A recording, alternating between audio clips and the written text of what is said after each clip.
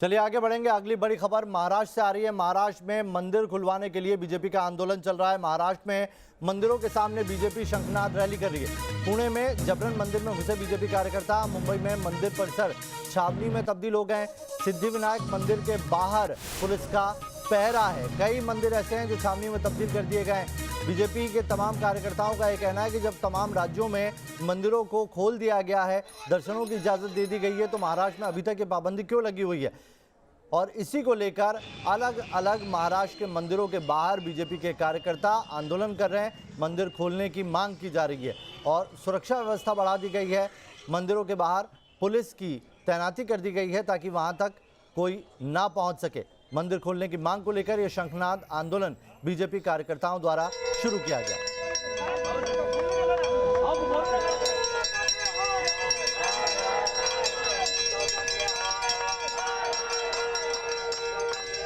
तो 3 तस्वीरें हम आपको दिखा रहे हैं किस तरीके से महाराष्ट्र के अलग अलग मंदिरों में इस वक्त बीजेपी के कार्यकर्ता डटे हुए हैं और वहां पर मंदिर खोलने को लेकर शंखनाद रैली का आयोजन किया गया है। शंख और ढोल बजाए जा रहे हैं, नगाड़े बजाए जा रहे हैं, घंटे बजाए जा रहे हैं और इसके पीछे मकसद यह है कि सरकार तक आवाज़ पहुंचे और सरकार इन देव स्थलों को खोले ताकि लोग दर्शनों के लिए भगवान के दर पर जा सकें। बीजेपी का ये भी कहना है कि इस बुरे वक्त में भगवान का ही आसरा और ऐसे में भगवान के दर्शनों कर नहीं पा रहे हैं लोग।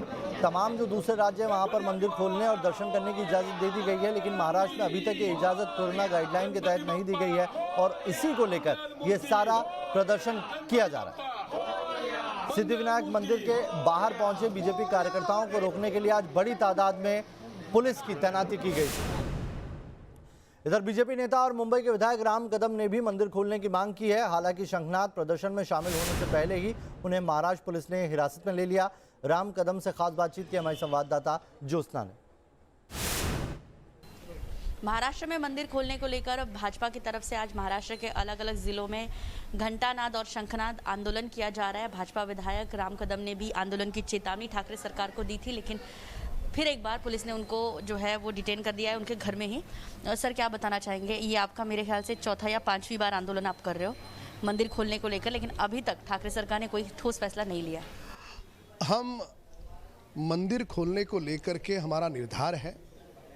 हम कतई नहीं चाहते कि मंदिरों के बाहर भीड़ इकट्ठा हो, पर जिस प्रकार से रेल से यात्रा करने के लिए जिन्होंने 2 वैक्सीन के डोज लिए हैं उनको अनुमति दी गई, जिस प्रकार से बियर बार और शराब के ठेके नियम लगा करके खोले गए, महाराष्ट्र में लगभग सब कुछ खुल गया है। तो उसी प्रकार से जिन्होंने वैक्सीन के डोज लिए हैं उस प्रकार का या कोई अन्य प्रकार का नियम लगा करके उनको ऑनलाइन दर्शन के पास अगर सरकार दे तो भीड़ कैसे होगी? मंदिर के बाहर भीड़ होगी ही नहीं।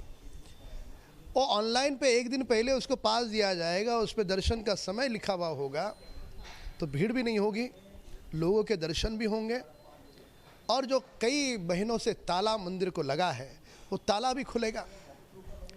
ये महाराष्ट्र की सरकार हिंदू विरोधी सरकार है। निर्णय नहीं लेना यही उनका निर्णय है।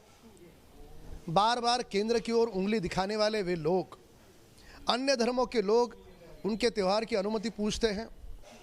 महाराष्ट्र की ठाकरे सरकार आधी रात को मंत्रालय खोलती है। ज़रूर खोले, हम सभी धर्मों का सम्मान करते हैं, पर हिंदू धर्म का त्यौहार आता है तब हमें नसीहत सबूरी की, संयम रखो। और जो बाकी धर्मों की बात आती है तो उनको आधी रात को मंत्रालय खोल करके उनको तुरंत अनुमति। तो देखिए आप किस तरीके से मंदिर खोलने की मांग को लेकर ये शंखनाद आंदोलन महाराष्ट्र के अलग अलग देवालयों के बाहर किया जा रहा है और कहना यही है कि जब तमाम राज्यों में मंदिर खुल चुके हैं तो फिर यहाँ क्यों नहीं इजाज़त दी जा रही है। त्यौहार आ रहा है और त्यौहार को लेकर लोग भगवान के दर्शन नहीं कर पा रहे हैं। इसी को लेकर बीजेपी के तमाम कार्यकर्ता मंदिरों के बाहर ये प्रदर्शन कर रहे हैं। शंखनाद और घंटानाद करके सरकार को आवाज़ पहुंचाने की कवायद है। इस प्रदर्शन को देखते हुए महाराष्ट्र सरकार ने तमाम मंदिरों के बाहर सुरक्षा व्यवस्था बढ़ा दी गई है। देखिए किस तरीके से सिद्धिविनायक मंदिर के बाहर भारी पुलिस फोर्स तैनात किया गया है। मकसद यही है कि बीजेपी के जो कार्यकर्ता प्रदर्शन करने के लिए पहुंचे हैं वो वहां तक नहीं जा पाए। बीजेपी नेता और मुंबई के विधायक राम कदम को हमने आपको अभी सुनाया किस तरीके से शंखनाद प्रदर्शन में वो शामिल होने के लिए गए थे, लेकिन उससे पहले ही उन्हें गिरफ्तार कर लिया गया। कोरोना से पहले वहां भीड़ रहती थी, अब वहां पुलिस का कड़ा पहरा है और इसकी वजह से बीजेपी का मंदिर खोलो आंदोलन, बीजेपी विधायक राम कदम सिद्धिविनायक में शंखनाद रैली करने के लिए पहुंच रहे थे।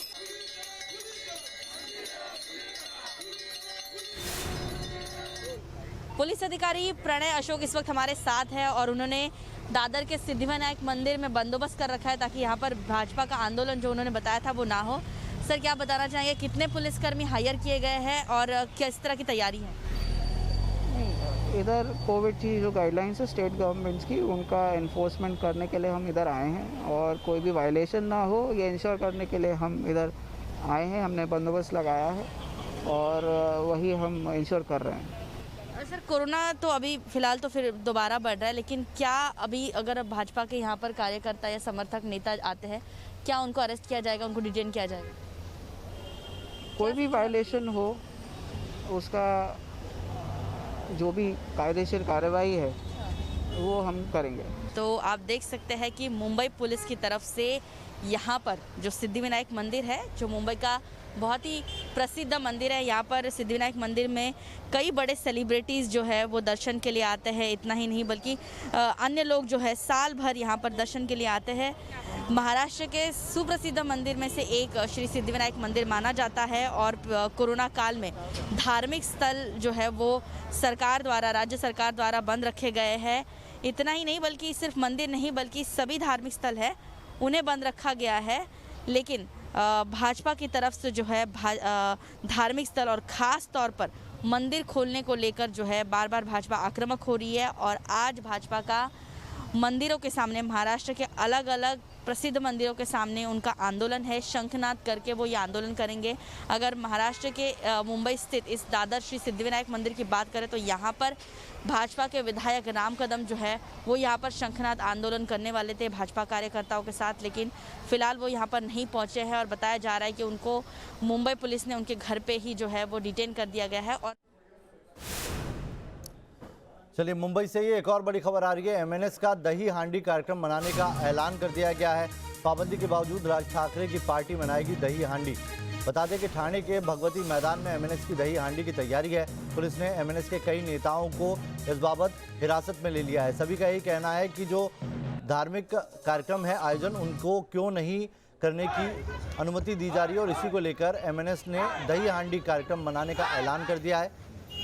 देखिए, कई कार्यकर्ताओं को हिरासत में ले लिया गया है, जगह भी बता दी गई है और पुणे में इस पूरे कार्यक्रम को लेकर तैयारी की जा रही है। ज्योत्सना हमारे साथ जुड़ गई मुंबई से, आइए सीधा उनका रुख करेंगे। ज्योत्सना, बीजेपी पहले ही शंखनाद रैली निकाल रही है और अब एमएनएस ने भी दही हांडी कार्यक्रम का ऐलान कर दिया है।